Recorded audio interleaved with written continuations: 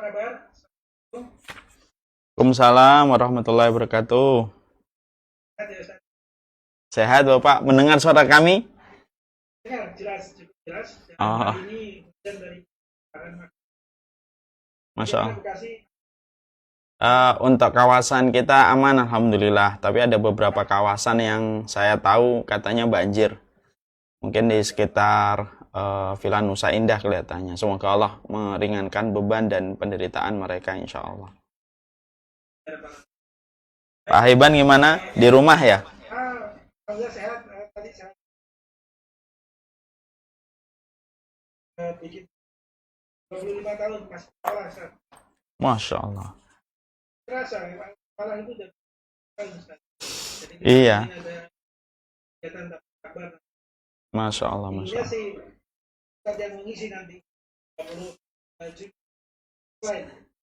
Hari Sabtu atau hari Ahad. Saya kelihatannya bukan ustadz besar yang bisa yang ngisi tablik akbar. Kelihatannya ustadz besar yang lain yang lebih cocok gitu, Pak Hiban. Saya ini ustadz biasa aja. Berarti bukan ada aplikasinya ya apa yang bersama. Nah, boleh kapan-kapan insya Allah kita atur lagi. Baik, Ustaz. Baik, jamaah yang kami hormati, kita buka Rahman. Selanjutnya kepada Ustaz, kita kami katakan. Jazakallah khair Pak Hiban, dan saya mengucapkan doa khusus kepada seluruh panitia dan pengurus Masjid Al-Falah yang ternyata sudah 25 tahun berdiri. Semoga masjid ini mampu meringankan beban umat. Semoga masjid ini mampu merubah narasi kebenaran menjadi solusi bagi sebagian masalah dan problematika yang dimiliki oleh masyarakat dan umat. Dan semoga masjid ini terus memberi pelita di tengah gelapnya kondisi hari ini dengan berbagai macam penyimpangan, dosa, dan kemaksiatan. Doa kami membersamai, dukungan kami juga membersamai, dan semoga kita terus bersinergi di dalam kebaikan. Bagi yang banyak belum paham tentang Masjid Al-Falah, tentunya harus paham ya, Masjid Al-Falah ini merupakan salah satu masjid yang ada di sekitar daerah Ceger, Jakarta Timur. Masjid ini cukup besar, cukup lapang, cukup nyaman, dan luar biasa jadwal kajian ilmiahnya juga banyak sekali yang bisa menjadi akses ilmu bagi masyarakat di sekitar Ceger dan Jakarta Timur. Moga-moga di satu waktu ketika kondisinya membaik dan kondisinya memungkinkan, insya Allah kita akan menginjakkan kaki kembali di Masjid Al-Falah. Saya masih ingat sekali masjid ini merupakan salah satu masjid yang dulu juga sering didatangi Bapak Allahyarham. Dan beliau juga cerita bahwasanya masjid ini memberikan ketenangan. Beliau berkali-kali dulu kalau kajian hari Rabu malam habis maghrib sering datang dan sering menemani kami dalam kajian di Masjid Al-Falah. Semoga masjid ini selalu menjadi yang terbaik insya Allah. Kita mulai kajian kita. Assalamualaikum warahmatullahi wabarakatuh. Innal hamdalillah wassalatu wassalamu ala Rasulillah wa ala alihi wa sahbihi wa man tabi'ahum bi ihsan ila yaumil qiyamah. Kepada seluruh para santri dimanapun kita berada, yang semoga Allah senantiasa memberikan kepada kita ilmu yang baik dan benar supaya kita sampai kepada ilmu yang diwariskan oleh Rasulullah SAW. Hari ini kita berada pada zaman yang begitu banyak sekali pemikiran, begitu banyak sekali narasi yang lahir di antara manusia. Baru beberapa hari yang lalu kita mendapati kabar ada orang yang mengaku sebagai dewa matahari, dan banyak pemikiran-pemikiran yang menyimpang yang lainnya. Nah, inilah yang menjadikan kita harus mengerti, mendapatkan kebenaran merupakan bagian dari sebuah ikhtiar yang harus dikuatkan melalui doa. Oleh karenanya jangan pernah bosan supaya kita senantiasa mendapatkan kebenaran seiring kita mendapatkan kesehatan. Apalah arti kebaikan yang kita lakukan kalau kita tidak mendapatkan kebenaran, dan kebenaran itu acuannya jelas, yaitu sesuai dengan kitabullah dan hadis Rasulullah yang sesuai dengan apa yang dipahami oleh beliau dan para sahabat. Orang itu kalau baik tetapi tidak benar, maka transaksi kebaikannya tidak akan diterima oleh Allah. Tapi kalau ada orang yang benar tetapi dia tidak baik, maka keburukan akhlaknya, attitude-nya bisa membakar sebagian besar dari ibadah yang dia kerjakan. Inilah yang menjadikan kita mempadu padankan antara kebaikan dan kebenaran, dan itu kita rangkai dalam sebuah doa yang kita ikhtiarkan kepada Allah Subhanahu wa taala. Semoga kita diberikan kesehatan, semoga kita diberikan oleh Allah keberkahan, dan semoga kita mendapatkan kebenaran dalam kehidupan kita yang bersanding dengan kebaikan. Amin insyaallah. Alhamdulillah, tentunya kita bersyukur kepada Allah semata atas seluruh nikmat yang Allah berikan kepada kita. Hari ini kita diberikan oleh Allah nikmat yang mungkin saking banyaknya nikmat dari pagi semenjak kita bangun tidur sampai akhirnya begitu banyak nikmat yang kita peroleh, kita tidak sadar. Sudah terkumpul ribuan kebaikan yang Allah berikan kepada kita sampai di malam hari ini. Bahkan di sisa-sisa tenaga kita dan waktu yang kita miliki, habis isya, kita masih diberikan kesempatan untuk membuka salah satu pintu yang mengarah kepada surga, yaitu dipertemukan di Taman Ilmu. Kita bertemu secara online, kita bertemu secara virtual dari berbagai macam daerah, baik yang ada di YouTube, ada di Instagram, ataupun yang ada di Zoom. Dan ini merupakan bagian dari kenikmatan yang besar. Ada orang yang habis isya mungkin dia melakukan dosa. Banyak orang yang habis isya melakukan kemaksiatan. Mungkin tidak sedikit banyak orang ketika habis isya mereka mengambil tontonan dan tuntunan yang melalaikan mereka dari tujuan kehidupan mereka, yaitu kepada Allah dan sunnah Rasulullah. Tetapi Masya Allah, lihatlah kebaikan Allah kepada kita. Kita pada kesempatan malam kali ini, Allah masih memberikan kebaikan, sebuah pintu yang mengarah kepada surga dengan taman ilmu. Karena sesungguhnya taman-taman ilmu, sebagaimana hujan bisa membasahi yang kering, bisa menghidupkan yang mati di antara hati dan jiwa kita. Tidak ada sebuah perkara yang membuat kita bersuka cita terhadap nikmat yang besar yang Allah berikan kepada kita pada kesempatan malam ini, kecuali adalah mengembalikan syukur kita hanya kepada Allah, dan semoga syukur-syukur yang terus kita hadirkan, baik dalam perkara kecil ataupun perkara besar, itulah yang menjadikan Allah terus mengawetkan kenikmatan ada pada kehidupan kita. Para ulama itu mengatakan syukur itu merupakan sebuah metode supaya nikmat itu tidak menjadi basi. Layaknya kulkas itu sifatnya adalah mengawetkan makanan supaya makanan tidak basi. Syukur itu selayak kulkas untuk mengawetkan kenikmatan ada pada kehidupan kita ketika kita senantiasa bersyukur. Maka siapapun yang lalai di dalam dia bersyukur kepada Allah Subhanahu wa taala, maka nikmat dan anugerah yang Allah berikan kepadanya maka akan menjadi basi, akan menjadi expired, tidak lagi bisa memberi manfaat pada kehidupan kalau dia sudah lupa untuk bersyukur. Karena syukur selayak pendingin yang mengawetkan makanan, maka syukur itu mengawetkan sebuah kenikmatan. Semoga Allah senantiasa Allah jadikan hati kita menjadi hati yang bersyukur kepada Allah. Dan janganlah lupa untuk menghadirkan makna ketika kita berzikir, Allahumma a'inni ala dzikrika wa syukrika wa husni ibadatika. Ya Allah, sesungguhnya saya berzikir kepadamu, bersyukur kepadamu, dan tolonglah saya untuk beribadah yang benar kepadamu.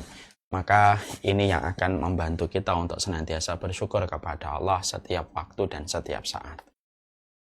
Kita pada kesempatan malam kali ini akan melanjutkan perjalanan panjang kita, perjalanan maraton, untuk kembali meletakkan sebuah fondasi penting dan basic pada kehidupan kita sebagai seorang penuntut ilmu, yaitu adalah menghadirkan sebuah makna doa yang kita panjatkan. Tentunya kita paham, tentunya kita mengerti bahwasanya doa merupakan sebuah kekuatan besar yang meringkas banyak sekali waktu dan tenaga ketika kita senantiasa mempergunakan doa dalam setiap perjalanan kehidupan manusia. Berapa banyak anak menjadi solih disebabkan karena doa ibu dan bapaknya. Berapa banyak seorang suami akhirnya tersadar dari kesalahan dosa-dosa besar karena ketulusan doa seorang istri. Sebagaimana berapa banyak seorang istri akhirnya kembali pada jalur yang benar, menjadi istri yang menjadi partner, mendukung kebaikan suami ketika doanya seorang suami bekerja secara efektif pada kehidupan dia menggantungkan kepada Allah. Tanpa kita sadar, tanpa kita mengerti, kebaikan hidup kita itu sebenarnya merupakan bagian dari kekuatan doa ketika kita terus memohon kepada Allah dan meminta kepada Allah. Saya masih teringat ada sebuah kisah nyata. Ada seorang ibu-ibu, beliau memiliki sebuah masalah cukup rumit di dalam rumah tangganya ketika sang suami melakukan perbuatan melampaui batas. Maka beliau bertanya kepada saya, apa yang harus saya lakukan? Maka saya memberikan jawaban-jawaban secara ilmu yang saya pahami. Salah satunya adalah dikuatkan dengan doa. Ibu, kalau ibu memang berkeinginan besar untuk menjadikan sang suami kembali kepada track yang benar, hanyalah berdoa. Semoga sang suami yang sedang tenggelam dengan nafsunya dan syahwatnya kembali ke jalan yang benar. Maka beliau mengamalkan itu. Salah satu di antara beberapa hari atau beberapa waktu kemudian, maka beliau kemudian nelpon atau WhatsApp kembali dan bertanya kepada saya, Ustadz, kalau saya sholat malamnya, sholat tahajudnya di belakang rumah bagaimana? Di belakang rumah saya itu ada halaman belakang yang tidak ada atapnya. Jadi saya langsung bersambung dengan langit. Saya tanya, kenapa harus begitu? Karena saya merasa sangat dekat dengan Allah, berdoa dan menangis mengadukan masalah yang saya hadapi ketika tidak ada atap yang menghalangi saya dengan langit. Maka saya mengatakan, silakan saja ibu, sholat di mana saja, tentunya diperbolehkan selama tidak ada kenajisan di dalam tempat itu. Masya Allah, beliau akhirnya sholat di belakang, tahajud, mengadukan setiap masalah-masalah beliau kepada Allah tentang suaminya. Dan Masya Allah ya, doa ini luar biasa. Doa ini akhirnya terdengar di sisi Allah. Sang suami selang beberapa waktu menyadari kesalahannya, mulai memperbaiki muamalah dan kualitas beliau bersama istrinya, dan istrinya bersyukur betul terhadap perubahan dari suaminya. Intinya, akhirnya keluarga ini kembali kepada kehidupan yang normal. Dan itu pun salah satunya karena kekuatan doa yang dipanjatkan tulus seorang istri yang tidak pernah berhenti berharap kepada Allah. Dan sesungguhnya dia tahu bahwasanya Allah adalah zat yang tidak pernah mengecewakan harapan yang disandarkan kepadanya secara jujur dan secara ikhlas. Inilah yang menjadikan akhirnya kita memahami betul. Ini merupakan salah satu persoalan fondasi, basic. Kita ini dalam doa ini harus betul-betul paham. Doa itu kekuatan, doa itu representasi dari akidah dan tauhidnya manusia itu adalah doa. Berapa banyak orang karena kedoliman yang dia dapatkan, kedoliman itu berubah menjadi anugerah baginya di masa mendatang. Ketika dia di dalam kondisi terdolimi, dia berdoa kepada Allah. Dan akhirnya doa itu bekerja di sisi Allah, dan Allah memberikan sebuah kebaikan besar kepada mereka yang tidak pernah Allah sia-siakan doa. Inilah doa. Dan inilah jawaban dari pertanyaan kita. Kenapa banyak sekali ayat di dalam Al-Quran dan banyak sekali hadis yang disampaikan oleh lisan Rasulullah yang selalu melulu memberikan contoh tentang doa. Karena doa adalah kebaikan besar di dalam agama. Makanya kita mampu semakin memahami tentang kekuatan doa. Kalau kita merenungkan apa yang dikatakan oleh Rasulullah, man lam yas'alillah yaghdab alaihi. Dalam satu riwayat yang sahih, Nabi bersabda, siapapun yang dia tidak meminta kepada Allah, Allah pun murka kepadanya. Kenapa Allah murka sama orang yang tidak berdoa? Padahal kan biasanya Allah murka sama orang yang berzina, orang yang berjudi, orang yang minum alkohol, orang yang makan riba. Karena sesungguhnya kerusakan yang ditimbulkan ketika manusia tidak berdoa itu hampir sama dengan kerusakan dosa. Dan hakikatnya orang yang tidak berdoa pun merupakan bagian dari dosa. Nah, inilah yang menjadikan kita memahami tentang apa yang kita kaji pada kesempatan ini. Kita mengkaji a letter to Allah, yaitu mengkaji tentang sebuah tulisan yang kami tulis dengan izin Allah dan pertolongan yang datang darinya. Sebuah buku yang saya tulis menjadi buku kurikulum dari Samila series kami yang ketiga, a letter to Allah, yaitu menyelami untayan doa 40 Rabbana yang termaktub di dalam Al-Quran. Karena sesungguhnya khusyuk itu bukan hanya pada sholat, tetapi khusyuk itu juga pada doa yang kita panjatkan. Dan khusyuk itu tidak mungkin kita peroleh. Khusyuk itu tidak akan mungkin kita dapatkan. Kecuali dilandasi dengan doa. yang diberikan makna pada doa itu dimengerti dengan baik, maka doa itu akhirnya bekerja di sisi Allah dan terkabulkan di sisi Allah. Di mana Allah kalau tidaklah mendapati sebuah doa yang dimaknai dengan tulus kecuali Allah, menjadi zat yang tidak pernah mengecewakan kepada setiap hamba dan setiap makhluknya. Saya ambilkan sebuah contoh yang gampang. Apa perasaan antum, apa perasaan kita kalau kita melihat ada seseorang mengucapkan atau membacakan puisi di depan seluruh teman-teman kita satu sekolahan. Tapi ternyata ketika dia membaca puisi, dia tidak tahu apa yang dia baca. Dia hanya sekedar membaca. Mungkin feeling kita sebagai temannya atau sebagai pendengar tidak dapat. Karena ketika dia membaca puisi, hanya sekedar membaca puisi. Ketika dia tidak mengerti apa makna pada puisi yang dia bacakan. Mungkin intonasinya rendah, mungkin intonasinya sama, suaranya juga standar. Karena dia tidak memahami bagaimana isi dari puisi yang dia baca. Mana yang perlu dihentak, mana yang perlu dinaikkan intonasinya, mana yang perlu direndahkan. Akhirnya kita mendengarnya pun menjadi hambar dan cenderung dingin. Kita juga tidak reaktif. Kenapa kita tidak reaktif? Ya karena puisi itu dibaca tidak dalam kondisi aktif hati dan pikirannya ketika dia membaca puisi. Mungkin setelah selesai juga tidak ada yang merasa apapun itu. Karena puisi itu dibaca dalam kondisi tidak diberikan makna. Beda kalau kita mendapati ada orang membaca puisi dihadirkan maknanya. Dia memahami, dia membaca berulang-ulang gitu. Untuk menghayati apa yang dia baca. Maka akhirnya ketika kita mendengar apa yang dia baca, mendengar apa yang dia sampaikan, intonasinya, penekanannya, kapan naik, kapan turun, maka mungkin saja kita sangat merasakan apa yang dia baca. Bahkan tidak menutup kemungkinan kita menetes air mata. Bukan tidak mungkin kita bisa bereaksi dengan apa yang dia sampaikan melalui puisi yang dia baca. Ini baru puisi. Di sisi yang lain, saya pernah membaca kisah-kisah para artis dan aktris ketika mereka menghayati peran. Ada artis ketika dia diperankan sebagai pemeran tokoh yang stres, yang depresi. Dia sengaja untuk tidak tidur berhari-hari supaya dia kelihatan depresi, frustasi ketika memerankan peran yang dia jalankan di televisi ataupun di acara atau sebuah program. Akhirnya dia menghayati peran itu ketika memerankan peran sebagai orang yang depresi. Ada orang yang sengaja ketika perannya menjadi gila, dia observasi sampai ke rumah sakit jiwa supaya bisa memerankan peran gila. Maaf ya. Kalaulah manusia, artis ataupun aktris ketika dia membaca skrip atas peran yang dia perankan dan dia mainkan di sebuah acara yang dia dipilih untuk memerankan peran itu. Dia menghayati peran sampai ada yang tidak tidur, ada yang sampai rela untuk diet berbulan-bulan supaya bisa mendapatkan tubuh yang ideal sesuai dengan yang ada di skrip. Ada yang rela masuk observasi ke rumah sakit jiwa, itu baru menghayati peran. Apakah kita tidak malu?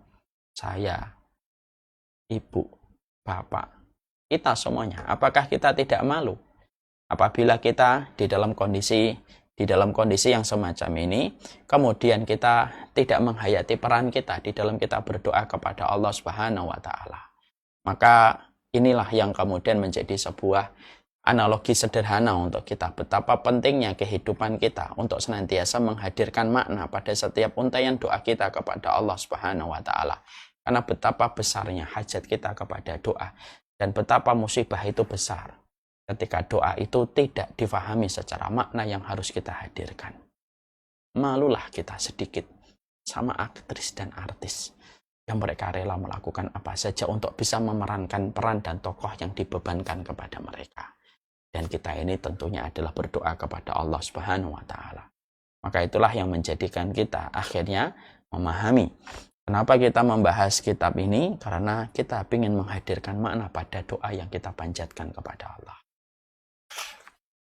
Kita kemarin sudah 2 pertemuan kita membahas tentang doa yang ke-15.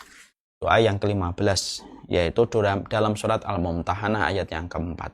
Rabbana alaika tawakkalna wa ilaika anabna wa ilaikal masir.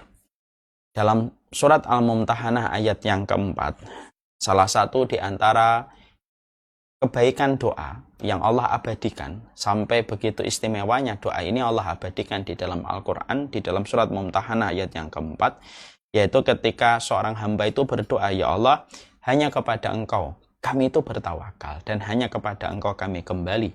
Ya, hanya kepada Engkau kami bertobat, dan hanya kepada Engkau kami akan kembali. Artinya, doa ini adalah sebuah doa yang menyeratkan tentang sebuah makna yang cukup penting di dalam pelajaran kehidupan kita. Bahwasanya Allah itu mensyariatkan pada kehidupan kita bagaimana seorang mukmin itu selalu berpasrah diri kepada Allah dalam bentuk tawakal yang dia serahkan seluruh proses yang dia jalankan dalam kehidupan, ikhtiar yang telah dia rangkai, lalu dia pasrahkan itu dalam bentuk tawakalnya dia kepada Allah. Hidup itu jangan ditanggung sendiri atas apapun yang telah kita ikhtiarkan. Hidup itu dititipkan dan diserahkan kepada Allah supaya tidak membebani perjalanan kehidupan kita. Orang akhirnya bisa frustasi, sempit dadanya, cepat pikirannya, karena dia setiap masalah dan setiap apapun dari perjalanan hidupnya selalu dipikir dia sendiri dan dibebankan kepada dia sendiri. Dan itu akhirnya menjadi sebuah bom waktu untuk dirinya. Akhirnya menjadi bom waktu, meledak kepada dirinya, meledak kepada orang di sekitarnya. Karena harusnya dia menitipkan kepada Allah zat yang tidak pernah menyia-nyiakan titipan, tetapi justru hidup itu ditanggung sendiri, dimakan sendiri, dipikul sendiri di dalam pundaknya, dan akhirnya merenggut kelapangan yang harusnya dia peroleh ketika dia menjadi hambanya Allah. Inilah indahnya betapa Allah itu mencintai kehidupan hamba-hamba yang beriman. Dan salah satu wujud kecintaan Allah kepada hamba yang beriman, Allah menyuruh kita untuk bertawakal. Allah menyuruh kita untuk memasrahkan apa yang kita lakukan, apa yang kita temui pada kehidupan setelah kita berikhtiar, setelah kita menghadirkan sebab-sebab dari satu keinginan dan satu misi yang kita ingin selesaikan, lalu kita sandarkan kepada Allah. Dan ini merupakan bagian dari besarnya kecintaan Allah kepada hamba yang beriman. Allah bantu dengan Allah menyuruh kita bertawakal. Kalau sudah bertawakal, sisanya diurus oleh Allah. Dan apapun yang sudah diurus oleh Allah tidak pernah mengecewakan siapapun. Karena urusan Khalik selalu jauh lebih indah daripada urusan yang diselesaikan oleh makhluk. Itu yang kita harus paham. Kemarin kita sudah membahas 1 dan 2 pertemuan tentang masalah tawakal. Sekarang kita fokus nih. Apa perkara-perkara poin-poin pada pembahasan terakhir doa ini yang kita bisa lakukan dan bisa kita kerjakan yang berkaitan tentang tawakal. Kemarin kita sudah mendefinisikan tawakal itu dengan sebuah definisi yang sangat indah. Tawakal itu bukanlah ketika kita berpangku tangan. Kita sudah membahas tawakal itu memiliki 3 pilar. 3 pilar ini menyatu dalam sebuah keutuhan dan kesatuan tema tentang arti tawakal yang dilakukan manusia ketika menjadi seorang hamba, ketika dia bertawakal kepada Allah. Apa 3 pilar itu? Yang pertama, yaitu adalah memaksimalkan ikhtiar. Memaksimalkan yaitu ikhtiar. Yaitu adalah ketika memaksimalkan ikhtiar untuk memperoleh sesuatu manfaat dan menolak satu madarat dan keburukan. Artinya, tawakal itu merupakan kata kerja aktif dan bukan kata kerja pasif. Bagaimana orang yang dia bertawakal kepada Allah, dia aktif bekerja untuk mendapatkan kemaslahatan dan menolak kemadharatan. Artinya, Allah tidak menyuruh kita berpangku tangan. Dengan sebab-sebab yang syar'i, dengan metode-metode yang benar, dengan metode yang dicintai oleh Allah dan diridai oleh Allah. Artinya bukan hanya sekedar berikhtiar, tapi dengan sebab-sebab terbaik yang harus dia kerjakan dan harus dia lakukan. Bukan hanya sekedar bergerak, tapi bergerak secara optimal. Ya, dengan menghadirkan sebab-sebab yang terbaik. Ya, lalu menyerahkan setelah semua usaha dan sebab dia kerjakan, maka menyerahkan kepada Allah dan menggantungkan semua hasil itu hanya kepada Allah, bukan karena kehebatan dia, bukan karena circle-nya, bukan karena link-nya, tapi semata-mata Allah lah yang mewujudkan semua perkara besar yang terjadi pada hidupnya. Inilah yang disebut dengan tawakal. Jadi tawakal itu kita menjelaskan definisinya pada pertemuan yang lalu, hari Rabu, pekan lalu. yaitu adalah supaya kita tidak salah mendudukkan arti tawakal dan salah mempersepsikan tawakal. Bahwasanya tawakal itu berarti tidak perlu melakukan apapun, cukuplah Allah yang mengatur dan cukuplah kita diam untuk menunggu hujan pertolongan itu membasahi kehidupan kita. Ya enggak bisa. Tawakal itu bukan kata kerja pasif. Tapi ada usaha yang dia lakukan dan dia kerjakan. Usahanya pun tidak boleh usaha yang biasa. Sebab-sebabnya pun harus sebab yang terbaik. Karena ketika kita hanya menghadirkan sebab, maka hasil itu terkadang setelah izinnya Allah, hasil itu dipengaruhi oleh sebab-sebab ikhtiar yang kita kerjakan dan kita lakukan. Baru setelah itu ketika berhasil, barulah kita menyandarkan semua yang kita peroleh dan kita dapatkan hanyalah kepada Allah. Kalau gagal, tidak mengurangi kedudukan dan pahala kita di sisi Allah, karena sudah meletakkan aktivitas ini karena Allah. Kalaupun sukses, maka dia tidak meletakkan posisi syukurnya kecuali hanya kepada Allah dan bukan kepada kebanggaan secara internal. Ini sudah kita bahas panjang lebar. Jadi insya Allah itulah yang kita harus paham. Maka pada pembahasan tawakal yang terakhir ini ada beberapa poin yang juga harus kita mengerti secara baik. Yang pertama, poin yang harus kita mengerti secara baik itu adalah tawakal itu ketika ada pilarnya, salah satunya adalah menghadirkan sebab. Karena di dalam hukum kehidupan manusia, Allah itu mendatangkan akibat berdasarkan sebab. Ada sebab akibat, berarti akibat sesuatu disebabkan oleh sebab sesuatu yang dihadirkan. Maka kita harus paham bahwasanya hukum sebab akibat di dalam tawakal ini sangat tergantung oleh sebab yang kita hadirkan. Akibatnya begini, sebabnya begini, akibatnya begini. Maka poin yang pertama, nasihat untuk saya, nasihat untuk kita semuanya. Bahwasanya sebab yang kita hadirkan dalam proses tawakal kita supaya benar di sisi Allah, maka sebab itu berarti harus sebab yang terbaik dan bukan sebab ala kadarnya dan bukan sebab apa adanya. Itu harus betul-betul kita mengerti. Jadi sebab itu ya harus sebab yang terbaik. Tidak boleh sekedarnya. Karena hasil sangat dipengaruhi oleh sebab yang kita hadirkan selain dari izinnya Allah. Banyak orang beranggapan cukuplah sebab. Lalu kita ingin mendapatkan hasil yang terbaik. Padahal sebab itu ala kadarnya. Karena hukum akibat sangat berbanding lurus dengan hukum sebab yang kita hadirkan. Dan ini sering dilupakan dan ini sering dilupakan dan ini sering dilalaikan oleh setiap manusia di dalam proses tawakal. Bahwasanya di dalam proses tawakal itu memang harus ada sebab terbaik yang harus dihadirkan. Contoh dalam hal yang gampang. Dakwah itu banyak sekali. Dulu saya juga termasuk ya, sampai saya mengevaluasi pemikiran saya.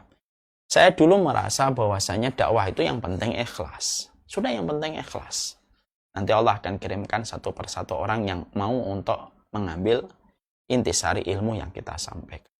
Padahal kita lupa bahwasanya memang dakwah itu ikhlas. Ikhlas itu kewajiban. Sebenarnya tidak usah kita bicarakan lagi karena itu kewajiban. Tapi yang kita harus lakukan itu apa? Dakwah itu ketika memang kewajibannya itu ikhlas, berarti dakwah itu sebagai bentuk tawakal kita supaya kalimat kita bisa diterima oleh kaum muslimin. Dan bagaimana merubah kerumunan menjadi sebuah solusi pada kehidupan umat untuk meringankan beban. Maka dakwah ini bukan hanya sekedar ikhlas, tapi sebab dan cara serta metode supaya memaksimalkan dakwah itu harus betul-betul dihadirkan. Visualnya harus bagus, audionya juga harus enak didengar, visualnya adalah enak untuk dilihat, packagingnya dan semuanya harus betul-betul dimaksimalkan. Barulah di situ terjadi sebuah kekuatan dari tawakal yang bekerja. Lalu akibat yang didapatkan sesuai dengan sebab yang telah dihadirkan. Tidak bisa seseorang itu lalu beralasan, kan saya tawakal, sebabnya sudah saya hadirkan. Ternyata ketika tidak mendapatkan apa yang dia inginkan, maka dia langsung bersembunyi di balik arti, ya saya sudah serahkan sama Allah kok. Lalu tidak mengevaluasi. Kita bertawakal itu bukan berarti berhenti proses untuk mengevaluasi. Makanya kita harus lihat kenapa Rasulullah dan para sahabat tidak selalu menang dalam peperangan. Dalam perang Uhud hampir seimbang. Dalam perang Hunain terjadi kekalahan. Padahal bagi Allah, mudah nggak bagi Allah menjadikan pasukan Nabi itu tidak terkalahkan sepanjang hidupnya Rasulullah? Kecil itu bagi Allah. Tidak mungkin Rasulullah dan para sahabat kalah. Misalkan Allah mengatakan begitu. Maka tidak ada yang bisa menghalangi ketetapan menang yang Allah tetapkan untuk Rasulullah dan para sahabat. Tapi dalam perang Uhud, seimbang. Dalam perang Hunain, yang jumlah kaum muslimin yang berperang itu banyak, tapi justru kalah. Itu memberi pelajaran supaya manusia tahu bahwasanya proses keimanan itu tidak lepas dari sebuah evaluasi. Maka sama, proses tawakalnya manusia kepada Allah itu tidak berhenti dari kata evaluasi.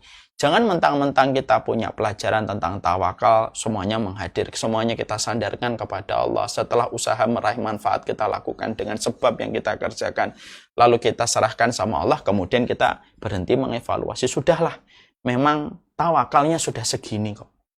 Padahal kita kalau mau jujur, kita mendiagnosa, menelanjangi diri kita dan apa yang kita lakukan, mungkin memang akibat atau hasil yang kamu peroleh tidak memang sebanding dengan sebab yang kamu hadirkan, memang segitu-segitu aja. Dan ini sangat-sangat kita harus pahami. Karena apa? Sekali lagi poin penting di dalam tawakal kita kepada Allah. Proses tawakal itu tidak menghentikan proses pembelajaran. Seorang penuntut ilmu ketika dia beriman, proses itu adalah proses untuk tidak berhenti mengevaluasi. Mari kita belajar dari perusahaan kantor advertising, kantor iklan. Ini saya sering sampaikan ke tim saya. Kalau ada sebuah perusahaan iklan, dia melemparkan satu produk dalam bentuk iklan yang dia buat 50 detik, 56-60 detik. Ternyata ketika melemparkan iklan itu di tengah masyarakat untuk memasarkan satu produk tertentu dengan beban. Produk ini harus naik nih, grafiknya harus naik ketika iklan ini dilemparkan. Ketika melemparkan iklan ternyata tidak sesuai dengan ekspektasi, jeblok.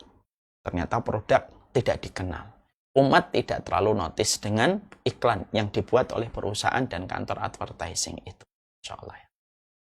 Apa yang dilakukan kantor advertising? Mereka tidak mungkin akan mengatakan, sudahlah tawakal, itulah usaha kita.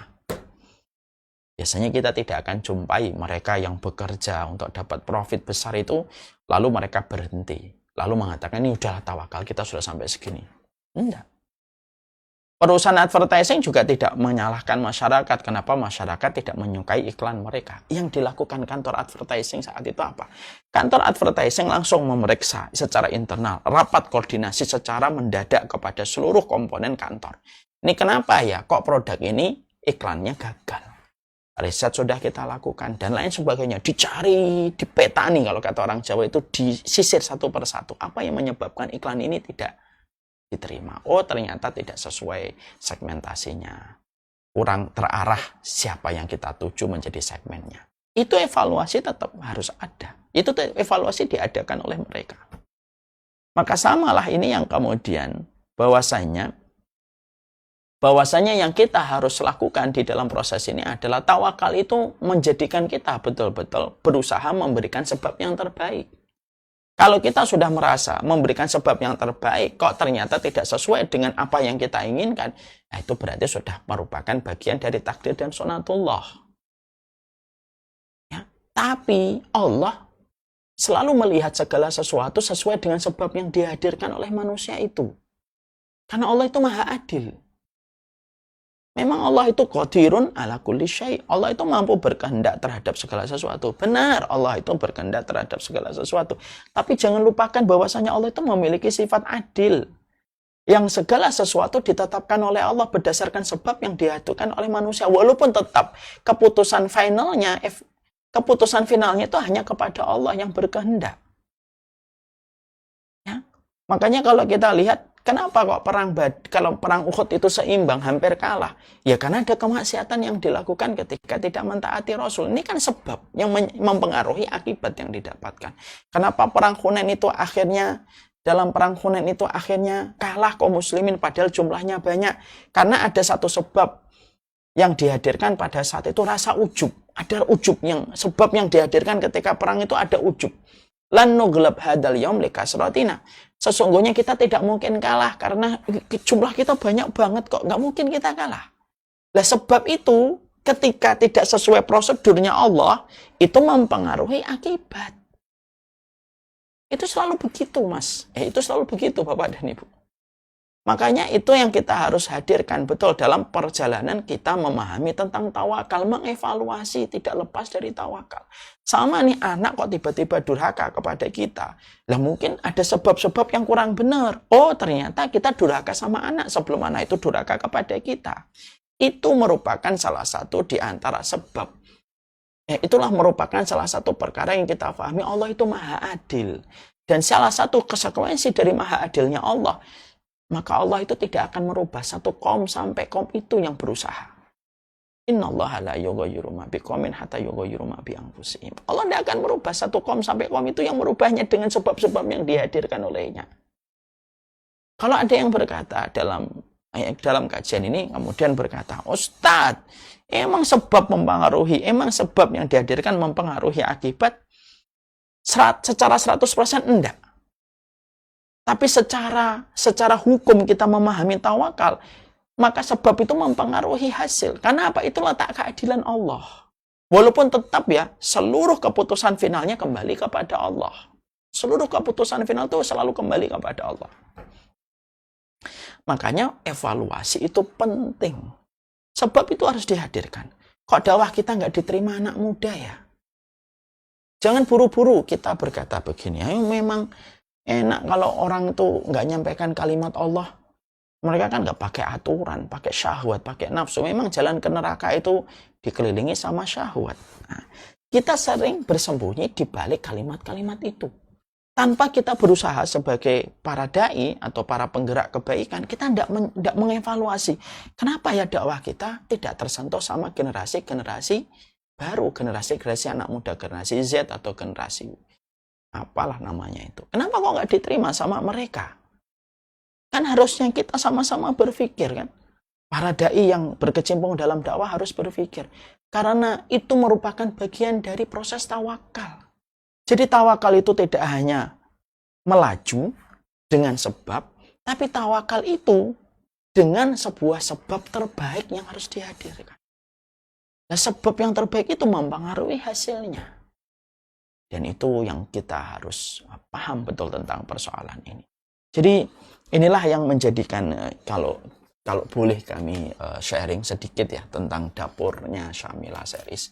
Maka salah satu di antara yang saya sangat syukuri terhadap Syamila Series timnya, yaitu adalah kita sebelum melaunching sesuatu, selalu difikirkan sebab-sebab kita harus dihadirkan yang terbaik. Dan selalu saya mengatakan sama tim, apapun kita berikan yang terbaik sama penuntut ilmu. Mungkin maaf ya, Bapak dan Ibu para penuntut ilmu, sering nggak menyadari kita ini ruangannya sering ganti background-nya setiap 3 bulan sekali. Kadang begini, nanti berubah kayak apa lagi, nanti berubah apa. Itu pun merupakan bagian dari sebuah ikhtiar menghadirkan sebab yang terbaik. Saya selalu berkata, biarkan para penuntut ilmu itu dimanjakan audionya, dimanjakan visualnya. Kita muliakan para penuntut ilmu. Selebihnya biar Allah atur yang terbaik untuk kita dalam kehidupan kita mendatang. Kenapa kita maksimalkan itu? Karena ikhtiar yang terbentuk dalam bentuk tawakal itu harus menghadirkan sebab yang. Nah, itu yang poin pertama yang harus kita Jadi tolong banget, jangan pernah kita menganggap bahwasanya tawakal itu menghentikan proses kita. Satu, menghadirkan sebab yang terbaik, dan menghentikan proses kita untuk mengevaluasi apabila ada sesuatu yang tidak sesuai dengan ekspektasi dan keinginan. Ini poin yang pertama yang berkaitan tentang tawakal. Poin yang kedua yang kita harus pahami tentang tawakal supaya ketika kita berdoa Rabbana alaika tawakkalna wa ilaika anabna wa ilaikal masir. Yang kedua poin yang penting juga dalam komponen-komponen ataupun kisi-kisi yang menyertai tentang pelajaran besar bernama tawakal itu adalah bahwasanya yang kedua, tawakal itu tidak akan tumbuh. Dalam prosesnya kita, kecuali kita yakin kepada kemahabesaran dan kekuasaan Allah yang mutlak dalam kehidupan makhluknya. Ustadz, apa yang membedakan orang yang tidak punya tawakal dan orang yang ambisi? Karena Head to headnya orang tawakal tuh orang yang ambisi. Ini tawakal dalam posisi yang positif, ini ambisi dalam makna yang condong dan cenderung negatif. Head to headnya tawakal, orang yang mutawakil. Orang yang tawakal itu dalam bahasa Arab disebut mutawakil. Dengan ambisi. Ini kan head to head. Ini ambisi, ini tawakal, ini ambisius. Orang yang ambisi, dia meraih kebaikan yang dia ingin dapatkan dengan sebab terbaik yang dia kerjakan. Tapi yang ketiga, dia tidak menyandarkan kepada Allah setelah semua itu dilakukan. Ini ambisi. Jadi kalau ambisius, selesai di sini. Dia ngerjain, dia ngelakuin, dia ikhtiar, dia effort, dia dorong, push the limit kemampuan yang telah dia berikan. Tapi yang berbeda dari ambisius itu apa? Lalu tidak menata ridhonya ketika kondisi dan keadaan tidak sesuai dengan apa yang dia inginkan dan apa yang dia ekspektasikan. Ambisi itu mudah untuk jatuh, ambruk dia. Ibaratnya naik ke atas, dipaksa terus naik, nggak kuat. Jatuhnya ke bawah sangatlah keras. Karena benturan dari atas itu sebanding dengan usaha ketika naik. Itu yang didapatkan. Orang ambisius. Orang yang tawakal sama dengan orang ambisius sebenarnya. Dalam poin 1 dan 2. Ingin mendapatkan yang terbaik, usaha terbaik telah dia lakukan. Tapi yang ketiga, dia bersandar kepada Allah. Menyandarkan kepada Allah bahwasanya Allah lah yang paling berhak menentukan apapun yang terbaik dan selalu mengambil hikmah dalam setiap apapun yang telah dia usahakan. Ini orang yang tawakal, head to headnya itu orang yang tawakal ini. Maka orang yang tawakal ini, ketika akhirnya sama-sama tidak dapat, orang yang ambisius tidak dapat, orang yang tawakal juga nggak dapat karena hikmah yang Allah tetapkan. Walaupun dia sudah tawakal, tapi terkadang Allah gagalkan orang yang tawakal itu. Bukan karena Allah tidak sayang, tapi banyak pelajaran yang didapatkan orang itu, yang hanya Allah yang paling mengerti detail dari hikmah itu. Ketika sama-sama nggak nyampe pada limit yang mereka telah buat, orang yang ambisius, porak-poranda dia jatuhnya, terpuruknya, porak-poranda semuanya. Tetapi ketika orang yang bertawakal, ketika dia jatuh, dia memakai parasut. Dia memakai parasut itu. Parasutnya itu apa? Hatinya yang telah tergantung sama Allah, bahwasanya Allah itu penentu dari apapun yang ada pada hidupnya, dan penentu itu tidak pernah zalim kepada dirinya. Itu parasutnya dia. Jadi ketika turunnya itu tenang. Jadi turunnya itu tenang sekali. Jadi itu yang menjadikan seseorang di dalam kehidupan mereka, ketika orang itu tawakalnya betul kepada Allah Subhanahu wa Ta'ala, maka ketika jatuhnya itu di dalam perkara yang tidak sesuai ekspektasi dia itu, maka jatuhnya itu tenang dia. Dia tidak frustasi, dia tidak pula jatuh di dalam depresi, dia tidak jatuh. Karena apa? Ibarat turunnya itu ada parasutnya. Mendarat di tempat yang semestinya. Walaupun memang tidak jadi sesuai dengan limit yang telah dia buat, tapi mendaratnya ke bawah itu mendaratnya dengan tenang. Parasut itu loh yang tidak dimiliki sama orang ambisius. Jadi persoalan antara orang yang ambisius dengan orang tawakal itu bedanya apa? Ketika jatuh, orang yang ambisius tidak punya parasut, jatuhnya itu pecah semuanya. Jadi jatuhnya pecah semuanya dia langsung. Stres, depresi, menyalahkan Allah, menyalahkan Tuhan, menyalahkan semuanya. Karena apa? Benturannya terlalu keras. Orang yang tawakal itu ada parasutnya, des. Dan itulah yang kita harapkan di dalam proses kehidupan kita. Manusia itu mudah stres. Ingat itu, manusia itu mudah stres.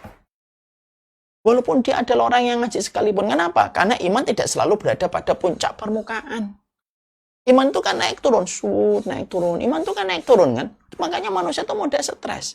Yang membedakan antara orang yang tawakal dengan tidak tawakal itu adalah ketika dia selalu menata hati, apapun yang terjadi berarti itulah yang terbaik dari Allah. Kekuatan itulah yang menepis stres dan depresi yang bisa masuk pada ruang hati dan jiwanya. Ibaratnya parasut. Parasutnya itu tenang dia.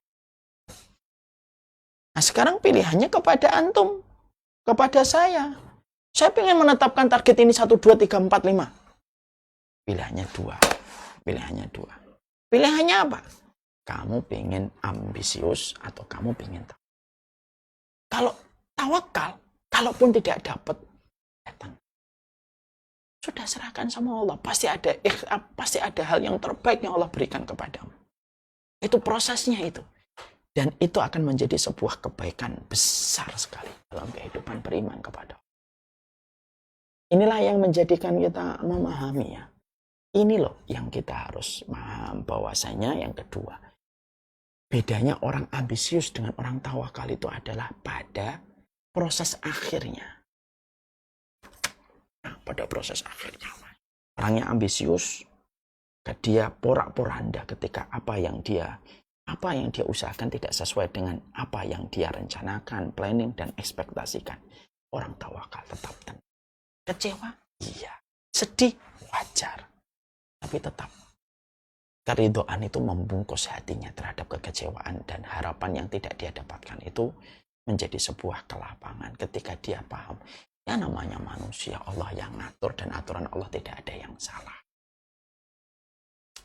Nikmat dirasanya. Nikmat rasanya. Pilihannya kita satu sekarang. Kalau antum-antumnya umurnya 20, 21, 22, 25, sedang banyak idealisme. Pilihan kalian dua. Bagi adik-adik saya yang sekarang lagi berada pada usia-usia emas, golden age, dengan semua ikhtiar yang dia pengen lakukan. Kamu ambisius atau tawakal? Sama ngejar seseorang yang kita senangi, kita cintai gitu. Kita ingin menjadikan dia menjadi pasangan hidup kita. Itu ada dua, ambisius atau tawakal.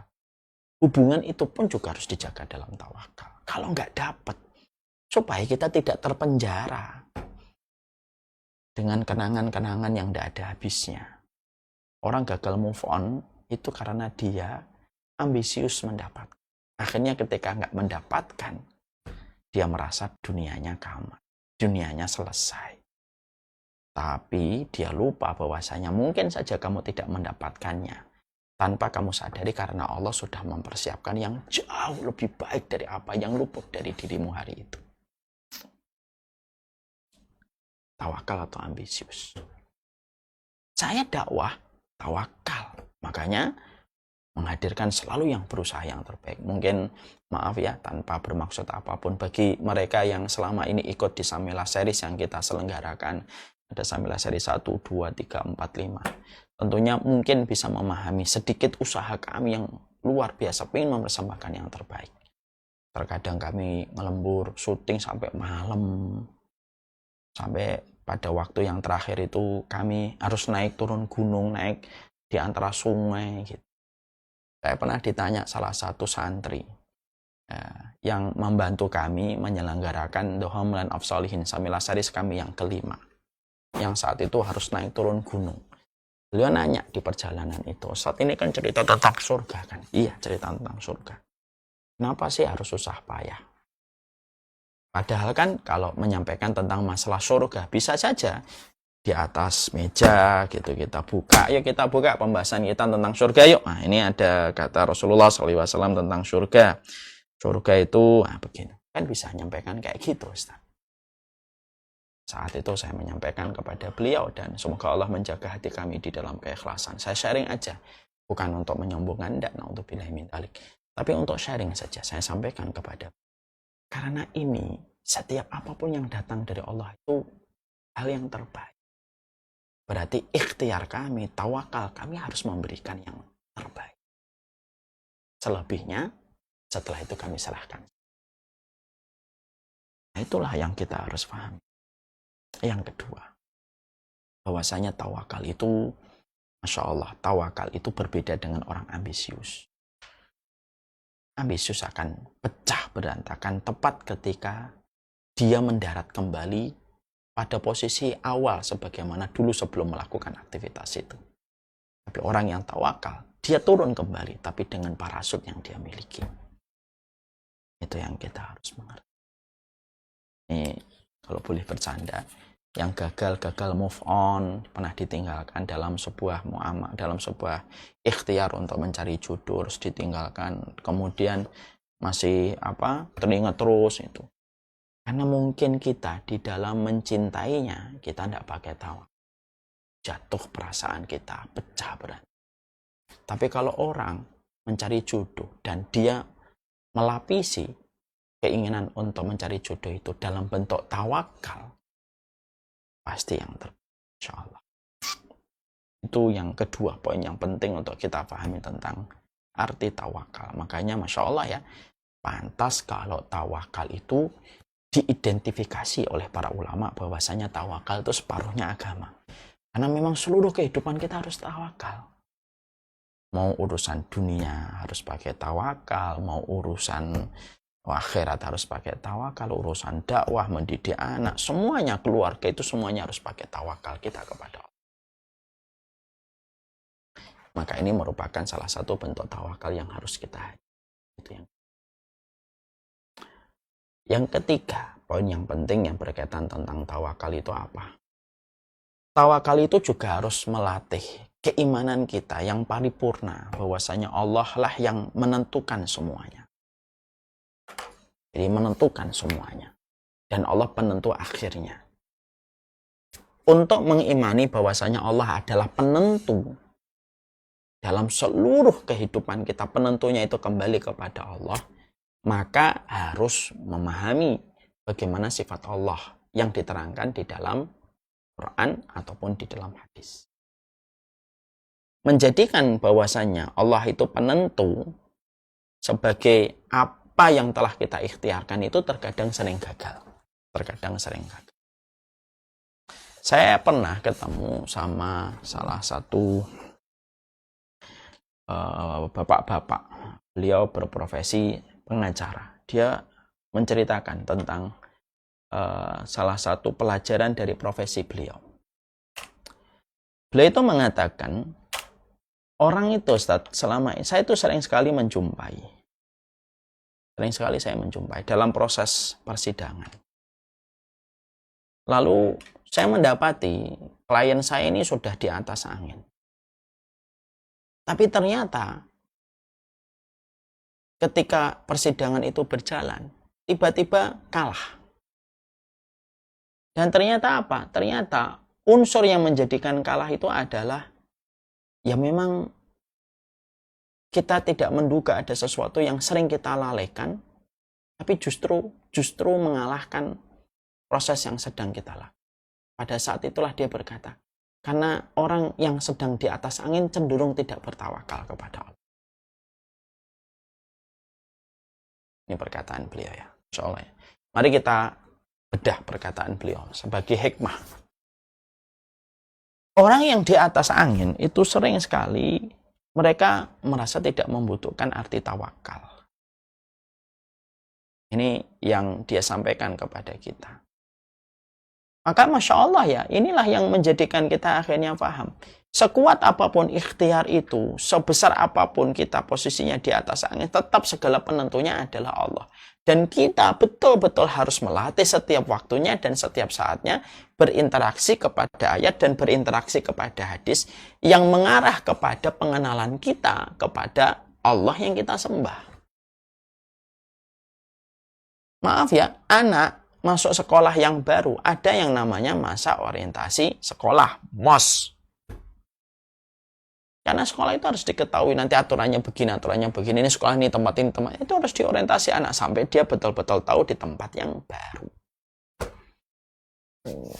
Ironisnya kita itu apa? Ironisnya kita itu terkadang justru kita tidak mengenal Allah.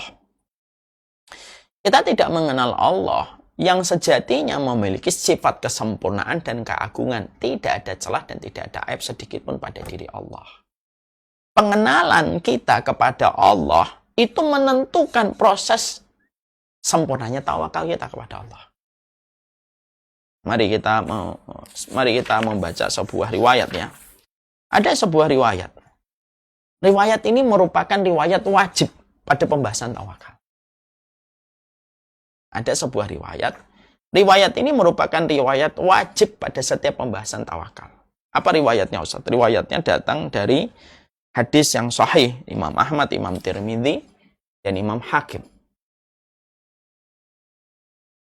Maka Rasulullah bersabda, wa'lam annal ummah law istama'atil insu wal jinnu ala ayyan fa'uka bi syai'in lam yanfa'uka illa qad kataballahu illa bi syai'in qad kataballahu 'alaika.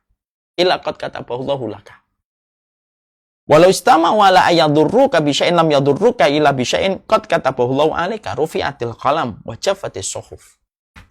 Ini riwayat wajib kalau pembahasan tawakal itu selalu memasukkan ini. Salah satu orientasi iman yang harus dilakukan di dalam pengenalan kita kepada Allah, membentuk kesempurnaan tawakal, itu riwayat ini. Riwayat dari Imam Ahmad, Tirmidzi, dan Imam Hakim. Kata Rasulullah, kalaulah setiap manusia, semuanya mereka itu bersekutu untuk memberikan manfaat kepada dirimu, kata Rasulullah. Jadi kalau seluruh manusia, mau yang tentara tidak tentara, mau yang biasa atau tidak biasa, mau yang kaya atau miskin, semuanya bersekutu dari timur sampai ke barat. Kita bisa bayangkan jumlah manusia itu kalau di atas muka bumi ini hampir 8 miliar. Nabi mengatakan, kalau umat ini seluruhnya bersepakat ingin untuk bersekutu memberikan manfaat kepada dirimu, maka manfaat itu tidak akan bisa kamu dapatkan kecuali kalau diizinkan oleh, walaupun seluruh manusia itu menetapkan. Insyaallah ya. Nabi masih melanjutkan. Dan kalaulah seluruh manusia, umat ini semuanya dari timur ke barat, utara ke selatan, semuanya sepakat ingin memberikan kepadamu satu butir kemadharatan, satu butir keburukan, tidak akan nyampe itu keburukan itu dan kemudaratan itu kepada dirimu kecuali yang ditetapkan oleh Allah. Orang sempurna tawakalnya itu ketika dia memiliki keimanan bahwasanya Allah itu superior daripada apapun. Dan tawakal ini akan sempurna kalau difahami dari sudut pandang ketika kita mengenal Allah. Kalau kita sudah semacam itu, tidak ada lagi orang yang membanggakan akalnya. Tidak ada lagi orang yang membicarakan jasanya. Tidak ada lagi orang yang mengatakan perannya. Dan tidak ada lagi orang yang menyombongkan atas ikhtiarnya.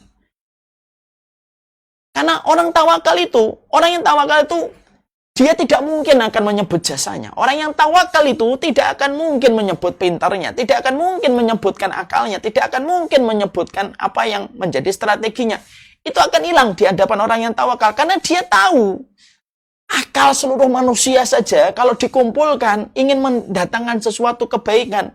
Walaupun seluruh manusia akalnya diperas untuk mendatangkan kebaikan. Itu, kata Rasulullah, itu pun tidak akan datang kebaikan itu kecuali memang sudah ditetapkan oleh Allah. Jadi jangan banggakan jasamu, jangan banggakan akalmu, jangan banggakan teorimu.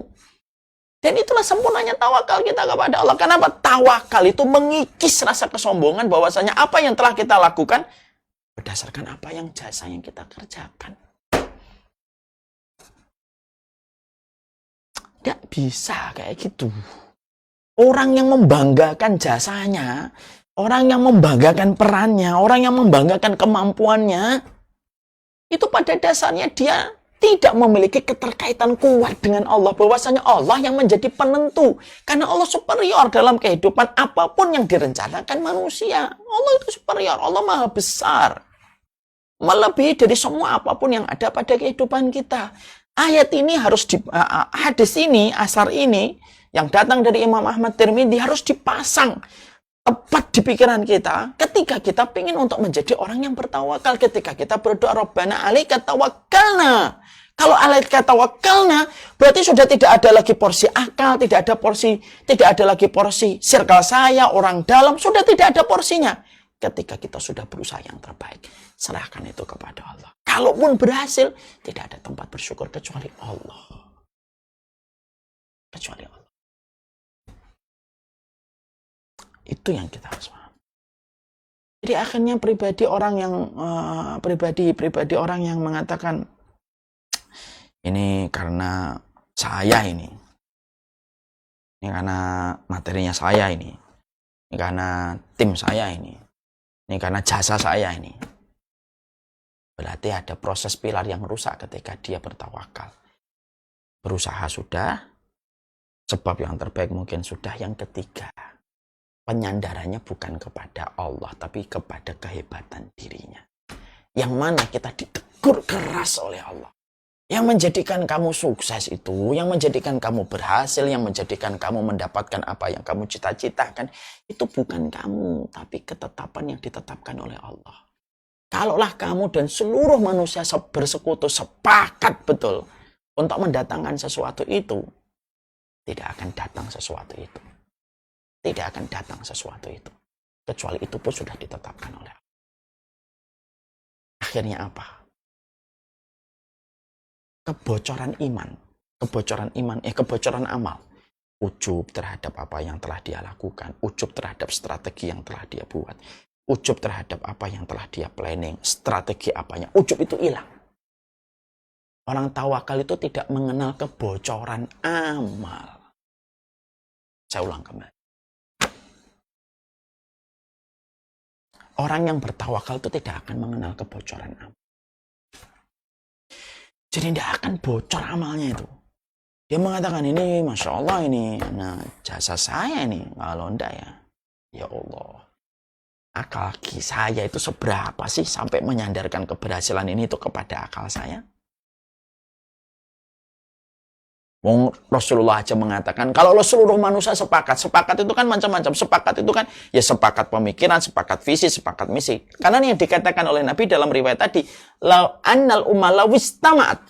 Umat itu semuanya sepakat. Berarti sepakat itu ya satu frekuensi dalam pemikiran, satu frekuensi dari apapun. Itu pun kalau mereka sepakat, tidak akan mendatangkan satu bulir manfaat, kecuali telah ditetapkan oleh Allah.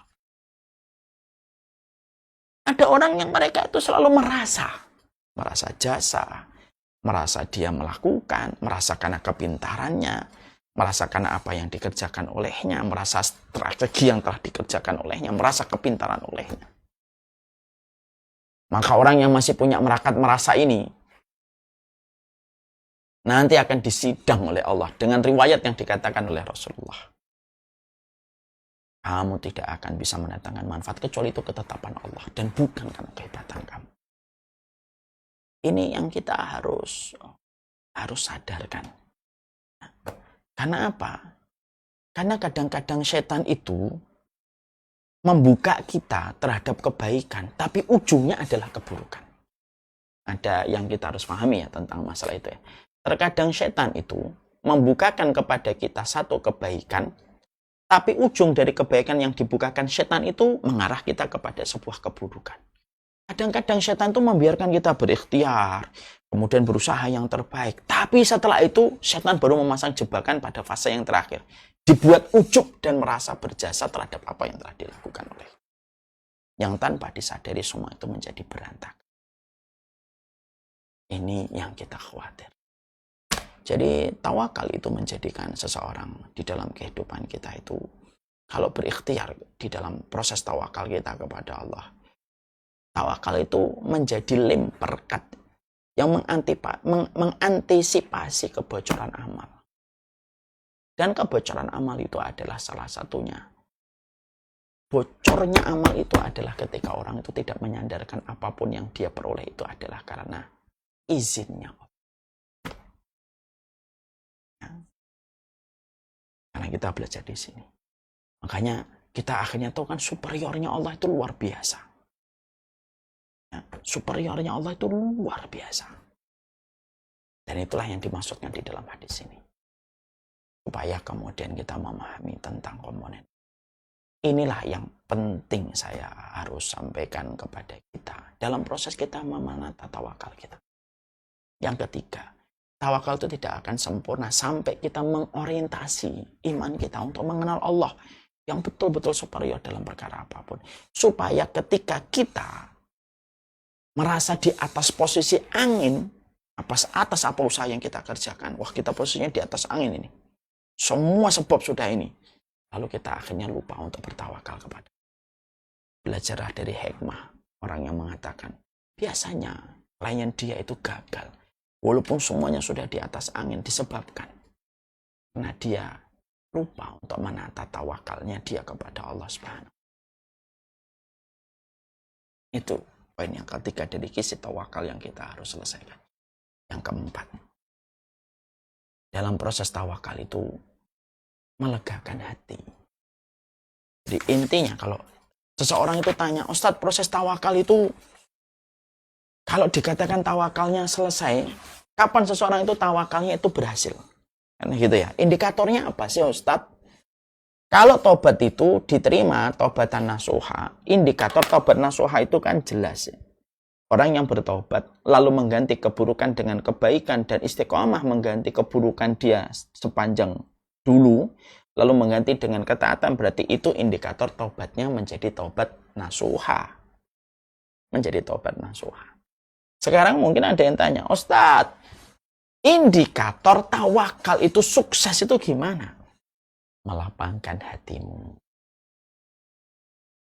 Menciptakan oase keridhaan pada jiwamu. Jadi itu indikator tawakal sudah berhasil. Dan tawakalnya diterima. Jadi melapangkan hati. Jadi kalau tawakal itu berhasil, dia lapang. Melapangkan hatinya, membuat oase keridhaan pada jiwanya. Artinya dia tidak menyalahkan apapun. Karena proses tawakalnya sudah diterima oleh Allah.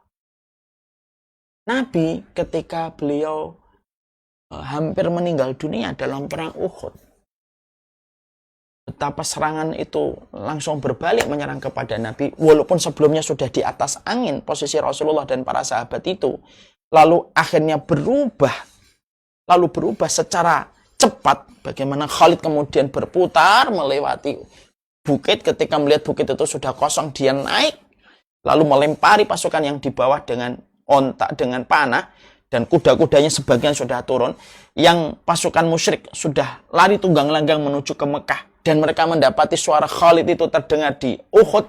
Mereka berbalik arah kembali untuk menuju ke bukit Uhud lagi, berperang lagi. Itu yang menjadikan kondisinya langsung chaos luar biasa. Tapi yang menarik adalah Rasulullah tidak terus-terusan menyalahkan para sahabat, marah terus-terusan, enggak.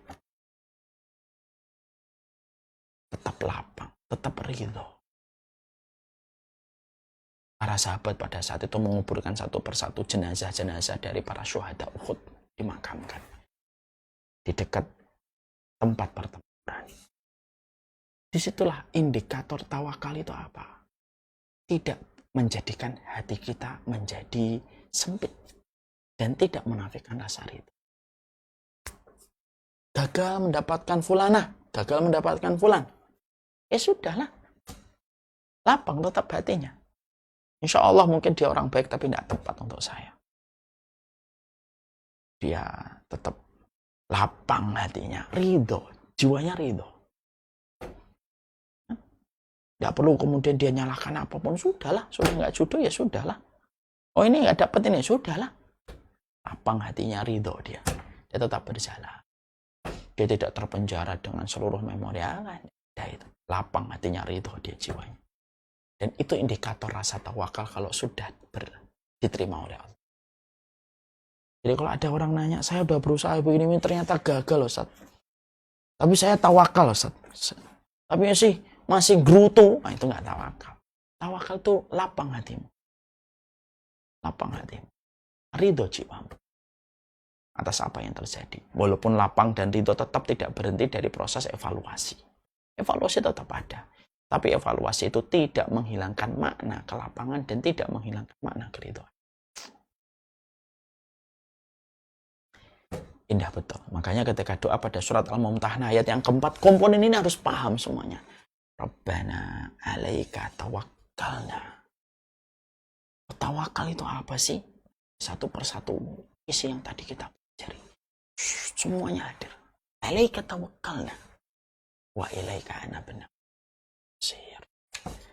Sallallahu ala nabiyina Muhammad walhamdulillahirabbil alamin. Inilah kajian kita pada surat Al-Mumtahanah ayat yang keempat, doa yang ke-15. Kita akan sambut dan kita akan teruskan doa yang ke-16. Apa saja doa yang ke-16? Insya Allah nanti kita akan bahas bersama pada pertemuan kita secara rutin bersama dengan Masjid Al-Falah setiap hari Rabu malam. Wallahu a'lam bishawab. Saya serahkan kepada Pak Hibah. Baik, sekarang Ustaz tanya tentang doa yang ke-15. Tadi tawakal. Ustaz ada pertanyaan yang sudah ya, jawab ya, Ustaz ya. Ya, silahkan Pak. 2 saja ya Pak Haiban nggih. Baik. Pertanyaan pertama, Assalamualaikum Ustaz. Ustaz bertanya, apakah sama tawakal itu dengan pasrah? Terima kasih. Janda kan sudah kita bahas pada pertemuan kita yang pekan lalu. Tawakal itu tidak pasrah, dan di awal-awal tadi saya juga sudah menyampaikan tawakal itu bentuk kerja aktif, bukan kata kerja pasrah, bukan kata kerja pasif. Makanya ada hukum sebab akibat supaya setiap orang menghadirkan proses dan menghadirkan aktivitas sebelum dia mendapatkan hasil. Wallahu a'lam bishawab. Baik Ustaz, mungkin kalau jamaah ada yang mengulang kembali, coba kita akan putarkan kembali. Nanti kita agendakan setiap hari Sabtu atau Maret. Nah, rekaman kajian dari Ustaz Umar di Pak. Kami keep dan olah ke. Baik, mungkin bisa ada jamaah yang tulis di komentar. Kita mungkin kalau langsung akan saya kasih berhubungan dengan tema pada kan. Ini di Instagram juga banyak, hampir 700 Pak Haiban yang mengikuti kajian kita. Semoga Allah memberkahi kita semuanya. Ustaz, mungkin dari Instagram ada yang Tidak ada kelihatannya. Bagi yang ikut Instagram saya sampaikan, bagi yang ikut Instagram mungkin supaya runut dan sistematik belajarnya, ikuti kajian kami setiap hari Rabu malam secara online dengan Masjid Al-Falah. Jadi kalau misalkan nanti dipasang aja remindernya setiap Rabu malam bersama dengan Masjid Al-Falah. Saya kira cukup Pak Haiban. Kita putar teaser dulu nggih, insyaallah. Ya, monggo Ustaz. Ya.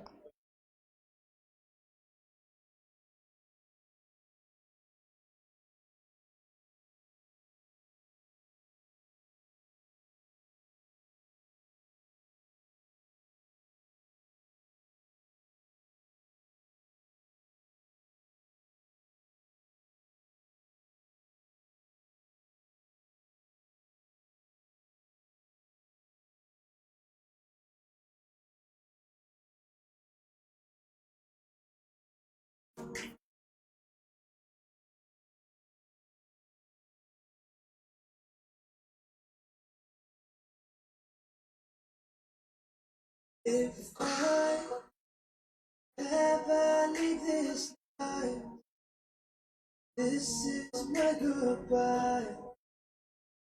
No, I will always love. I won't ever leave your side. Know that I did my best. I'm nothing but blessed. Then we meet again in a new address. Oh yes, in heaven, with you every second, in the prophet's presence. So take this song to remember all the good times. Remember all the love. Jazakumullah khair, barakallahu fikum kepada para panitia di Masjid Al-Falah dan kepada seluruh para pemirsa, para santri dan para santriwati. Ikuti, this is the end. Insya Allah kami akan berusaha memberikan yang terbaik, packaging yang terbaik, metode audio dan visual terbaik pada salah satu materi yang sangat urgen dan penting, yaitu adalah bagaimana perjalanan kita meraih pelita di tengah gelapnya zaman fitnah. Zaman sudah semakin luar biasa hari ini dan kita perlu pelita ilmu untuk memberi petunjuk pada kehidupan kita. Ikuti Samilah series yang ke-6, this is the end, meraih pelita pada gelapnya zaman fitnah, dan pastikan seat kita yang pertama supaya pahala kita terus mengalir semenjak kita mendaftar. Jangan diundur-undur. Kebaikan kalau memang sudah kita niat, azamkan, tekadkan, segeralah untuk mendaftar. Pastikan seat kita terjaga sampai nanti kita berjumpa nanti berjumpa di bulan Desember, kita bersama dengan ribuan orang dan para santri dan para penuntut ilmu untuk mengkaji tentang pentingnya meraih pelita pada zaman fitnah. Sampai pada kesempatan sore kali ini, sudah hampir 1.000 yang mendaftar, dan semoga antum-antum dan kalian termasuk yang berusaha untuk menjaga tawakal kita di zaman fitnah itu. Ya, kita harus menghadirkan sebab yang terbaik, dan salah satu sebab yang terbaik adalah dengan ilmu. Hidup pada zaman fitnah itu perlu bertawakal, dan tawakalnya kita pada zaman fitnah menghadirkan ilmu dan referensi untuk memberi makna pada hati dan pikiran kita. Sallallahu ala nabiyina Muhammad walhamdulillahirabbil alamin. Semoga Allah memberikan kebaikan untuk kita. Jazakumullah khair. Kepada Pak Haiban saya pamit undur diri. Jazakumullah khair. Assalamualaikum warahmatullahi wabarakatuh. Assalamualaikum Ustaz. Dan kita doakan bersama-sama dan sertakan dalam jalan. Baik jamaah yang kami bersama. Alhamdulillahirabbil alamin. Setelah kita kembali besok hari ada kajian secara offline dan juga online. Saya mau ngomong di Instagram. Iya. Udah. Alhamdulillah, semua para santri dan para santriwati di Instagram senang sekali malam ini kita berjumpa. Ini malam Ahad ya, malam indah, malam yang romantis untuk berada pada taman ilmu. Alhamdulillah, mungkin istri saya, semoga beliau masih bangun menyaksikan pola kajian kita pada kesempatan malam kali ini. Nah, semoga Allah memberkahi kita. Salam kami, salam takzim kami kepada keluarga kalian semua, terutama kepada orang tua. Doakan kami selalu dalam kebaikan, dalam penjagaan Allah, terhindar dari segala macam fitnah yang nampak dan tidak nampak, dan semoga kita senantiasa diberikan afiat oleh Allah Subhanahu wa Ta'ala. Jazakumullah khair telah istiqomah terus membersamai kita di dalam ilmu yang kita kaji. Semoga Allah memberikan kekuatan untuk kita, dan semoga sisa umur hidup kita dipenuhi dengan taubat, dipenuhi dengan istighfar, dipenuhi dengan kebaikan dan tawakal. Sekali lagi, melapangkan hati